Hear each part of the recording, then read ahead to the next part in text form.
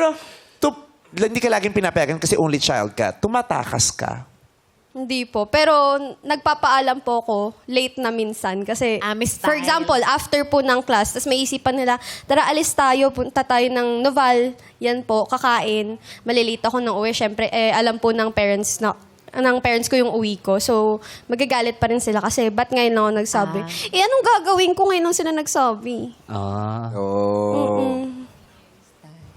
Booking yung style mo. Buti naman pinayagan ka dito. Hindi nyo natatanong. Hindi nyo po na itatanong. Writer yung nanay niya dito. Tulong na ito ng pamilya nila sa show. Ang alam nyo po, actually, audition lang to. Talaga? Question. Let's talk about this. Kasi napanood ko nga yung di ba, yung adolescence, di ba? So, kahit hindi ako magulang, naging anak din naman ako. Kaya minsan nag-iisip ako yung dynamics ng anak at magulang. Ano ba yung pinag-uusapan natin? Nakalimutan ko. Yung hindi siya nagpapaalam. Hindi papaalam. Hindi mo nasabi agad yung ganon. Opo. Parang Nalilate ako ng dinidelay sabi. niya yung Or, paalam. ayan, minsan po. Minsan po, hindi ko naman sinasadya talaga. Pero minsan, dinidelay ko na rin para wala na kasing Best, lahat ba talaga ipinapaalam mo sa magulang mo? Ipinapaalam mo? Yung totoo. Honestly, hindi po. Kasi Why? kung ipapaalam ko po, feeling ko hindi ako magkakaroon ng social life. Hindi naman po sa gumagawa ko ng masama or like, umiinom ako or ganun. Hindi ko lang po talaga pwedeng i-disclose na, ay, pupunta kami, mag-videoke kami sa ganito, ganyan, o kaya naman tatambay kami sa place ni ganito. Kasi, meron akong negative connotation sa mom ko yun. So, ibig mo sabihin, hindi mo na lang sinasabi lahat ng ganap mo kasi sa paniniwala mo, kahit wala ka namang ginagawa, baka hindi ka rin payagan Kasi ganun po talaga. sila. Opo.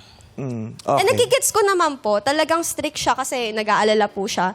Kaso minsan, naiisip ko na parang it's too much, nakakasakal. Yeah, and it has to be dealt with. Kailangan pinag-uusapan. Kasi, i-share ko ulit yung nabasa ko. Sabi, di ba lagi sinasabi, ang kalaban daw ng kabataan ngayon, social media or the cellphone?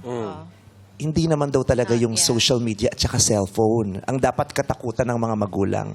Ang dapat katakutan daw ng mga magulang yung kawalan o hindi magandang komunikasyon nila sa kanilang mga anak. Have Diba? an open communication. Kasi kung maganda ang komunikasyon ng pagkakaunawa ng magulang at yung anak, kahit may cellphone yan, hindi kayo matatakot. Dahil kung may sapat na pagpapaliwanag ang mga magulang sa mga anak, sa mga bagay, di ba, magkakaroon ng kalayaan, magkakaroon din ng responsibilidad, at magkakaroon din ng gabay. Yung ganun. Kaya,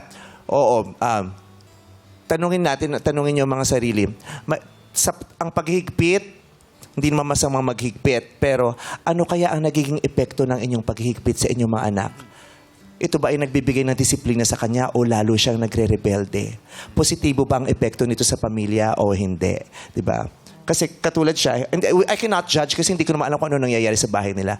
Pero base sa pagkakasabi mo ng mga sinabi mo kanina, parang may bigat sa'yo. Opo.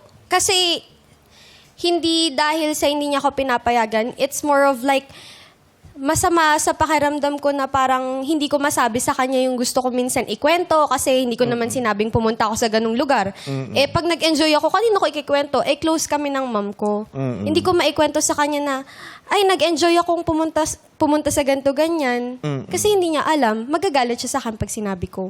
Oo. Importante talaga yung komunikasyon sa bahay. Yes. Pero siyempre pumapasok pa rin dyan ngayon, yung cellphone and social media. Dahil doon sa mga bagay na yon, nakakalimutan na mag-usap ng mga tao sa bahay. Yeah. Nakafocus Pero hindi yun makakalimutan kung may komunikasyon nga sila.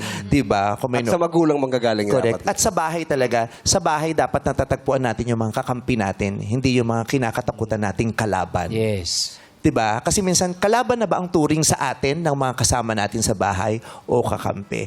Kasi kung kalaban na tayo, it's no longer a safe place for us. Okay.